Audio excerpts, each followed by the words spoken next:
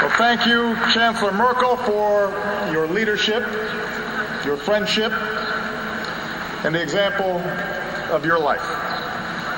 From a child of the East to the leader of a free and united Germany. As I've said, Angela and I don't exactly look like previous German and American leaders. But the fact that we can stand here today along the fault line where a city was divided speaks to an eternal truth. No law can stand against the yearning of justice, the yearnings for freedom, the yearnings for peace that burns in the human heart.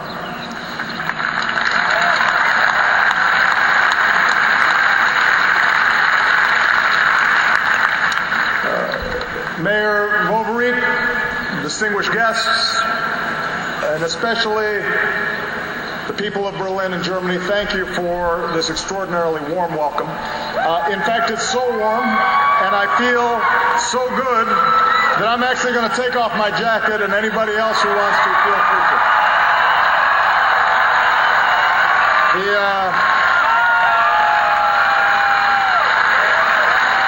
We can be a little more informal among friends.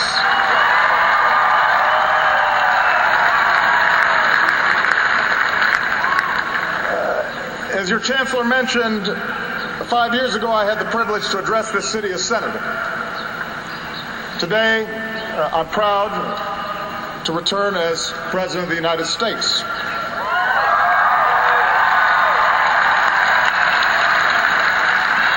And I bring with me the enduring friendship of the American people, as well as my wife, Michelle, and Malia and Sasha.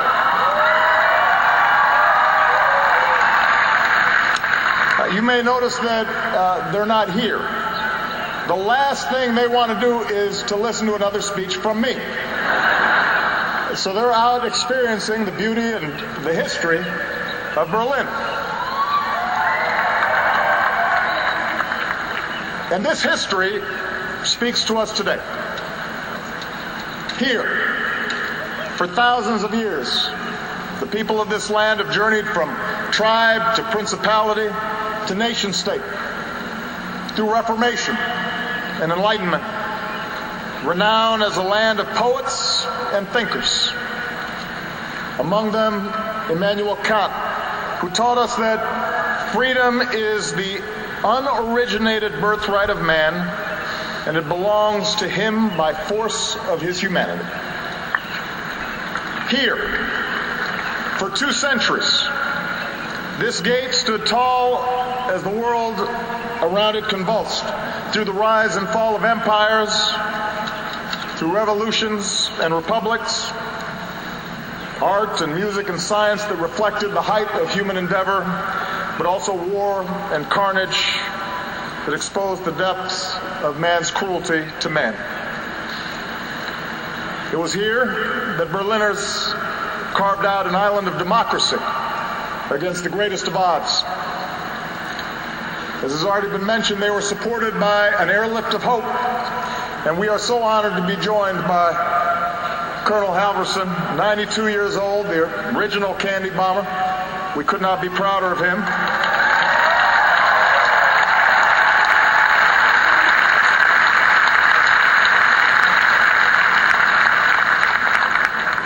I hope I look that good, by the way, when I'm 92.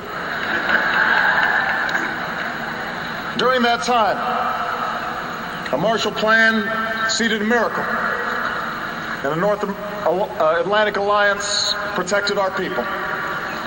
And those in the neighborhoods and nations to the east drew strength from the knowledge that freedom was possible here in Berlin.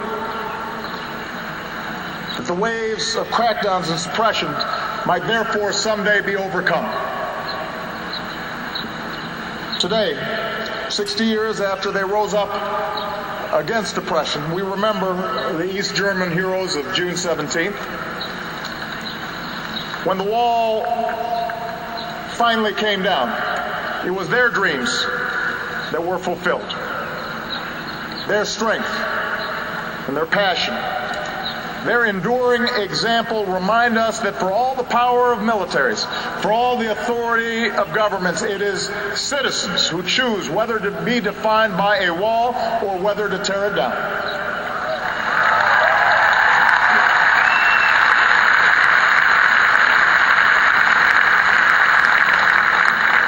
And we're now surrounded by the symbols of a Germany reborn.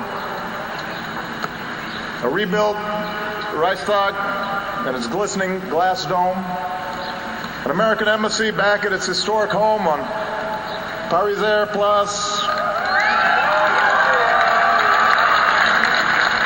and this square itself, once a desolate no man's land, is now open to all. So while I am not the first American president to come to this gate, I am proud to stand on its eastern side to pay tribute to the past.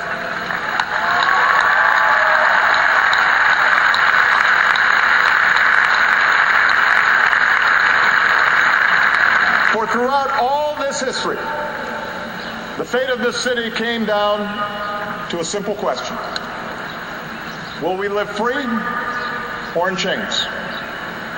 Under governments that uphold our universal rights or regimes that suppress them?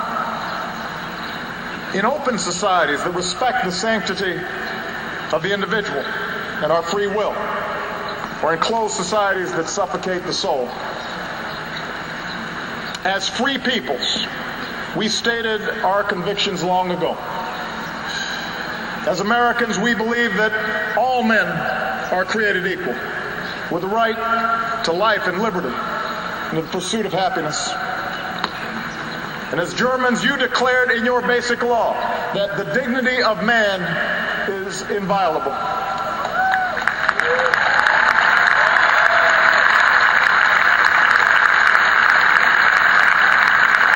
Around the world, nations have pledged themselves to a universal declaration of human rights, which recognizes the inherent dignity and rights of all members of our human family. And this is what was at stake here in Berlin all those years. And because courageous crowds climbed atop that wall, because corrupt dictatorships gave way to new democracies, because millions across this continent now breathe the fresh air of freedom, we can say here in Berlin, here in Europe, our values won. Openness won, tolerance won, and freedom won. Here in Berlin.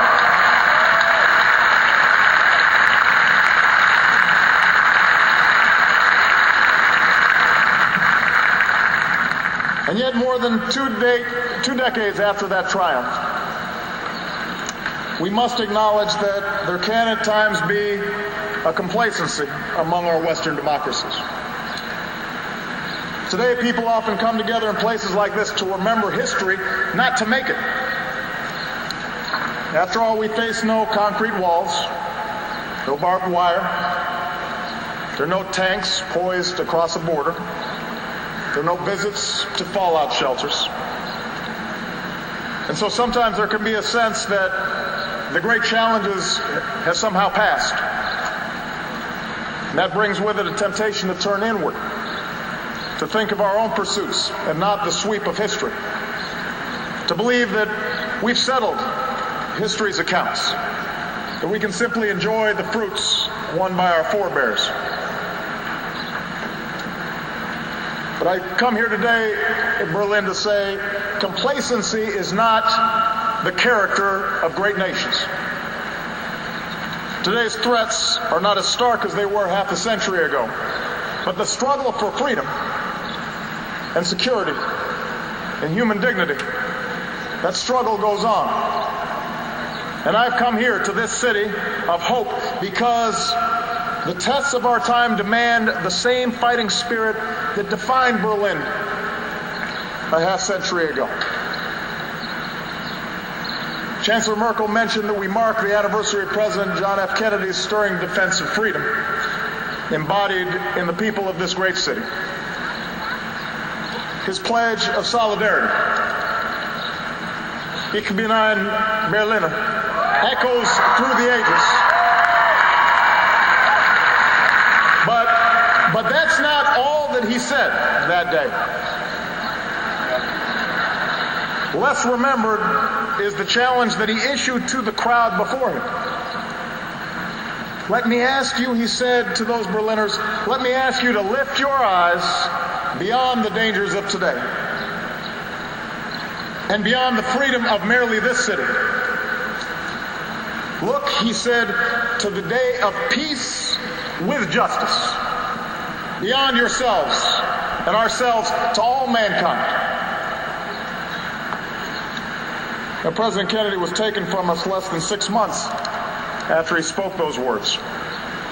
And like so many who died in those decades of division, he did not live to see Berlin united and free. Instead, he lives forever as a young man in our memory. But his words are timeless because they call upon us to care more about things than just our own self-comfort, about our own city, about our own country. They demand that we embrace the common endeavor of all humanity. And if we lift our eyes as President Kennedy called us to do, then we'll recognize that our work is not yet done. For we are not only citizens of America or Germany, we are also citizens of the world.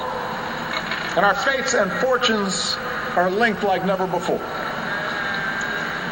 We may no longer live in fear of global annihilation, but so long as nuclear weapons exist, we are not truly safe.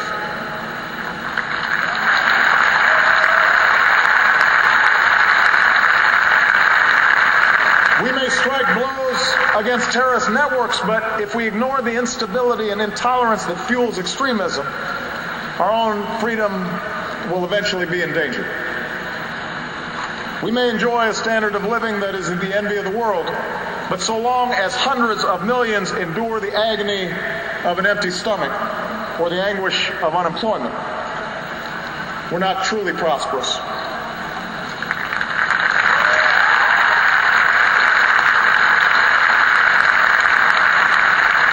I say all this here in the heart of Europe because our shared past shows that none of these challenges can be met unless we see ourselves as part of something bigger than our own experience.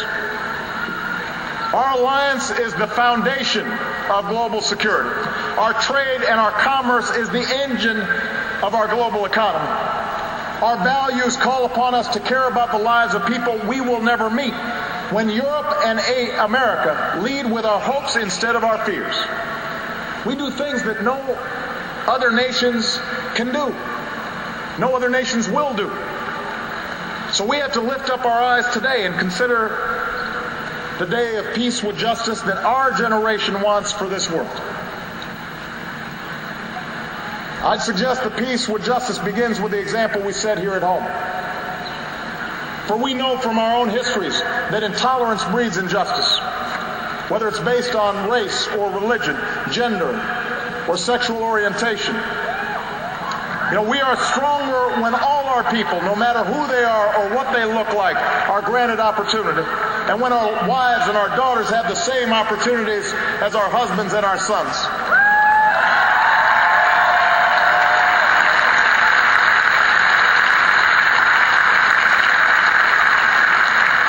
When we respect the faiths practiced in our churches and synagogues, our mosques and our temples, we're more secure. When we welcome the immigrant with his talents or her dreams, we are renewed.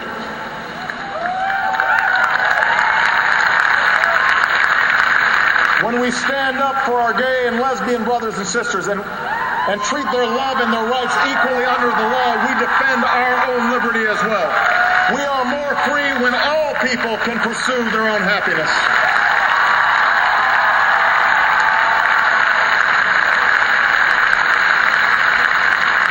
And as long as walls exist in our hearts to separate us from those who don't look like us or think like us or worship as we do, then we're going to have to work harder together to bring those walls of division down. Peace with justice means free enterprise that unleashes the talents and creativity that reside in each of us. Other models direct economic growth from the top down, or relies solely on the resources extracted from the earth. But we believe that real prosperity comes from our most precious resource, our people. And that's why we choose to invest in education and science and research.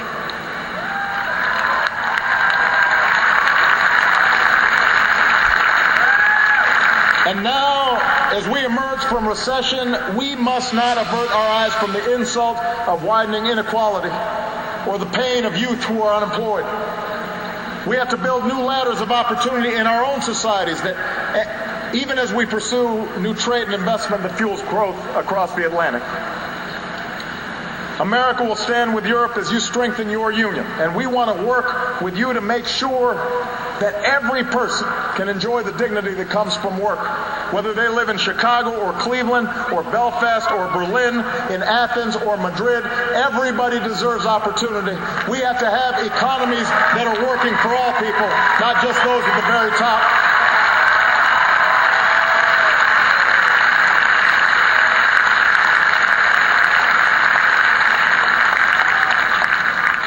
Peace with justice means extending a hand to those who reach for freedom, wherever they live.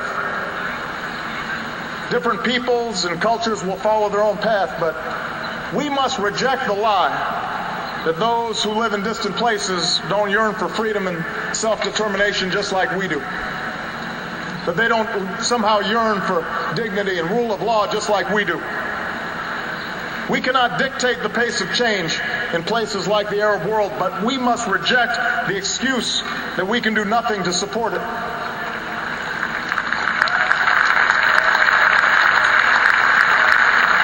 We cannot shrink from our role of advancing the values we believe in, whether it's supporting Afghans as they take responsibility for their future, or working for an Israeli-Palestinian peace, or engaging, as we've done in Burma, to help create space for brave people to emerge from decades of dictatorship. In this century, these are the citizens who long to join the free world. They are who you were. They deserve our support, for they too, in their own way, are citizens of Berlin. And we have to help them every day.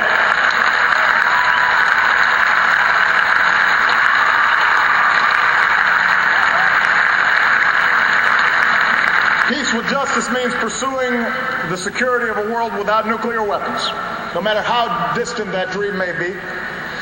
And so, as President, I've strengthened our efforts to stop the spread of nuclear weapons and reduce the number and role of America's nuclear weapons.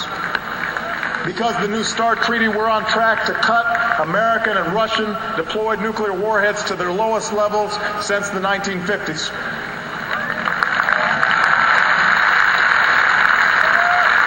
But we have more work to do. So today I'm announcing additional steps forward.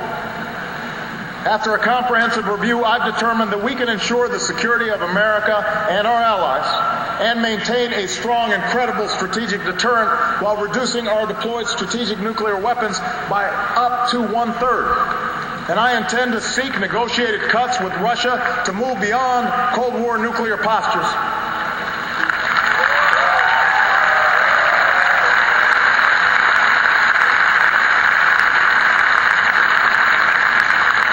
At the same time, we'll work with our NATO allies to seek bold reductions in U.S. and Russian tactical weapons in Europe. And we can forge a new international framework for peaceful nuclear power, reject the nuclear weaponization that North Korea and Iran may be seeking. America will host a summit in 2016 to continue our efforts to secure nuclear materials around the world, and we will work to build support in the United States to ratify the Comprehensive Nuclear Test Ban Treaty and call on all nations to begin negotiations on a treaty that ends the production of fissile materials for nuclear weapons. These are steps we can take to create a world of peace with justice.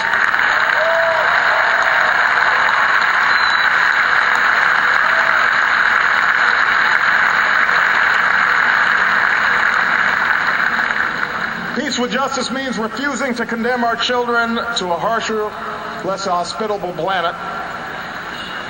The effort to slow climate change requires bold action, and on this, Germany and Europe have led. In the United States, we have recently doubled our renewable energy from clean sources like wind and solar power. We're doubling fuel efficiency on our cars.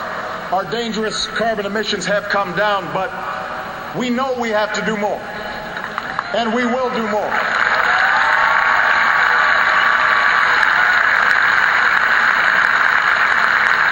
With a global middle class consuming more energy every day, this must now be an effort of all nations, not just some. For the grim alternative affects all nations. More severe storms, more famine and floods, new waves of refugees, coastlines that vanish, oceans that rise. This is the future we must avert. This is the global threat of our time. And for the sake of future generations, our generation must move toward a global compact to confront a changing climate before it is too late. That is our job. That is our task. We have to get to work.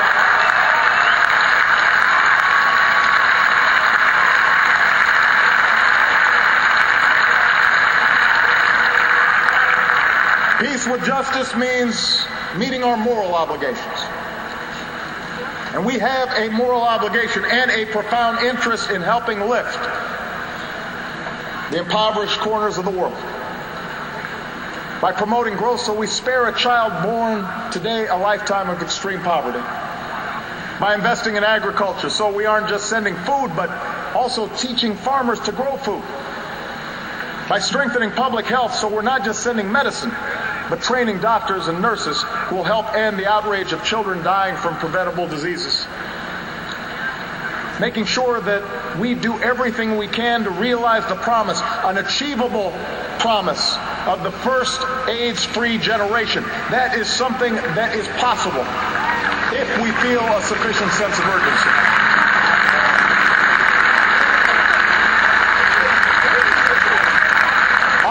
Have to be about more than just charity. They're about new models of empowering people to build institutions, to abandon the rot of corruption, to create ties of trade, not just aid, both with the West and among the nations that are seeking to rise and increase their capacity.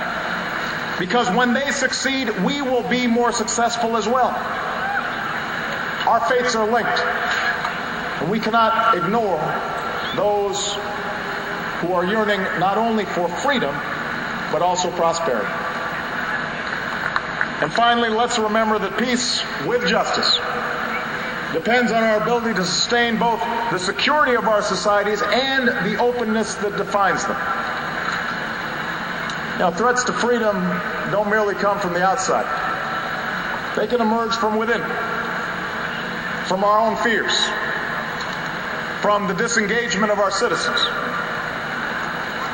For over a decade, America's been at war. Yet much has now changed over the 5 years since I last spoke here in Berlin. The Iraq War is now over. The Afghan War is coming to an end. Osama bin Laden is no more. Our efforts against Al-Qaeda are evolving. And given these changes, last month I spoke about America's efforts against terrorism.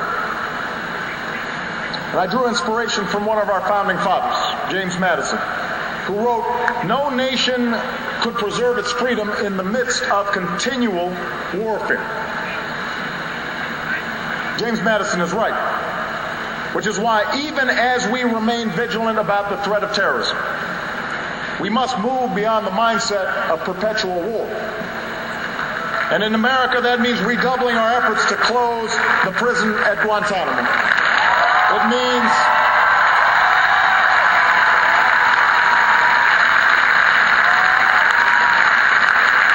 It means tightly controlling our use of new technologies like drones. It means balancing the pursuit of security with the protection of privacy. And I'm confident that that balance can be struck. I'm confident of that, and I'm confident that working with Germany, we can keep each other safe, while at the same time maintaining those essential values for which we fought for. Our current programs are bound by the rule of law, and they're focused on threats to our security, not the communications of ordinary persons. They help confront real dangers, and they keep people safe here in the United States and here in Europe. But we must accept the challenge that all of us in democratic governments face, to listen to the voices who disagree with us, to have an open debate about how we use our powers and how we must constrain them, and to always remember that government exists to serve the power of the individual and not the other way around. That's what makes us who we are, and that's what makes us different from those on the other side of a wall.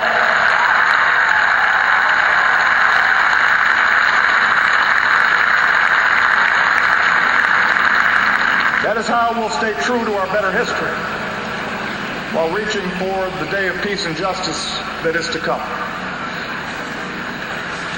These are the beliefs that guide us, the values that inspire us, the principles that bind us together as free peoples who still believe the words of Dr. Martin Luther King Jr. that injustice anywhere is a threat to justice everywhere. And we should ask, should anyone ask if our generation has the courage to meet these tests? If anybody asks if President Kennedy's words ring true today, let them come to Berlin. For here they will find the people who emerged from the ruins of war to reap the blessings of peace. From the pain of division to the joy of reunification. And here they will recall how people trapped behind a wall braved bullets and jumped barbed wire and dashed across minefields and dug through tunnels and leapt from buildings and swam across the spray to claim their most basic right of freedom.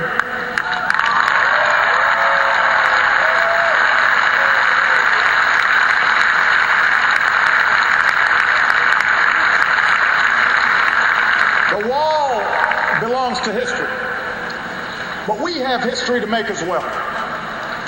And the heroes that came before us now call to us to live up to those highest ideals, to care for the young people who can't find a job in our own countries and the girls who aren't allowed to go to school overseas, to be vigilant in safeguarding our own freedoms, but also to extend a hand to those who are reaching for freedom abroad.